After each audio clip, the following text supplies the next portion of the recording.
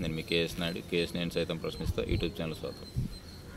Telangana CM చలనచిత్ర పరిశ్రమ మీద చేసినటువంటి వ్యాఖ్యలు ఉన్నాయి కదా, అదే వ్యాఖ్యలు పొరపాటున జగన్మోహన్ రెడ్డి గాని చేసి ఉంటే అసలు నిన్నటి నుంచి ఎన్ని డిబేట్లు, ఎన్ని పత్రికల్లో న్యూస్లు, సోషల్ మీడియాలో హల్చల్ అయ్యి ఉండేది. మరి ఇప్పుడు ఎందుకు గమ్ముకుంటున్నారు అంటే నేను మీడియాలో పెట్టమని కాదు, ఎందుకు ఖండించడం లేదు? తప్పు అయితే తప్పనాలా, ఒప్పు అయితే ఒప్పనాలా? జరిగిన సంఘటనను ఖండించాం, దానికి బాధ్యులైనటువంటి వ్యక్తుల్ని శిక్షించండి అని అన్నాం. కానీ ఒక పరిశ్రమని టార్గెట్ చేస్తే రానున్న రోజుల్లో చాలా సమస్యలు వస్తాయి. ఎందుకు చెప్తున్నానంటే, ఇదే జగన్మోహన్ రెడ్డి చిరంజీవికి అన్యాయం చేసిండు, అవమానించిండు అని చెప్పేసి పబ్లిక్ మీటింగుల్లో కూడా చెప్పిండు.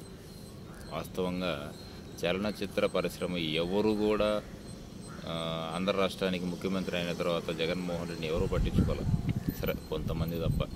ఆ సందర్భంలో పెద్ద దిక్కుగా ఉన్నటువంటి చిరంజీవి వాళ్ళ ఇంటికి వెళ్ళడం, కుటుంబ సమేతంగా వెళ్ళడం, ఆ సందర్భంలో జగన్మోహన్ రెడ్డి కుటుంబం కూడా వాళ్ళని సాదరంగా ఆహ్వానించడం ఒక సంప్రదాయపరంగా తీసుకుంది. కానీ దాన్ని సోషల్ మీడియాలో అసలు గౌరవించలేదు, నిలబడే మాట్లాడిండు, మంచినీళ్ళు కూడా ఇవ్వలేదు అనేటటువంటి ఎన్నో విషయాలు పబ్లిక్ మీటింగ్లో కూడా చెప్పినటువంటి సందర్భాలు ఉన్నాయి.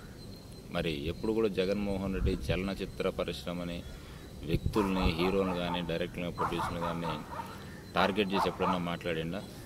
మాట్లాడాల. ఇంకో గొప్ప అవకాశం ఇచ్చిండు. హైదరాబాద్లోనే కాదు, మీరు కూడా ఆంధ్ర రాష్ట్రంలో కానీ చలనచిత్ర పరిశ్రమలు, స్టూడియోలు పెట్టుకుంటే కొంత భూమిని కూడా కేటాయిస్తాను, రాయితీలు ఇస్తాను అని చెప్పి కూడా చెప్పండి. మరి అది తప్పు అన్నటువంటి కొంతమంది మేధావులు ఇప్పుడేం మాట్లాడతారు? ఇప్పుడు ఏకంగా హీరోలను, చలనచిత్ర పరిశ్రమలో పెద్దల గురించే మాట్లాడినటువంటి వ్యాఖ్యలను సమర్థిస్తారా లేదా అన్న చూడండి. అంటే మనకు అనుకూలమైన వ్యక్తులు ఏ స్టేట్మెంట్లు ఇచ్చినా కూడా మనం సహకరిస్తాం. మనకు నచ్చని వ్యక్తి మంచి చేసినా ఒప్పుకోం, ఏదైనా వ్యాఖ్యలు చేస్తే అస్సలు ఒప్పుకోం.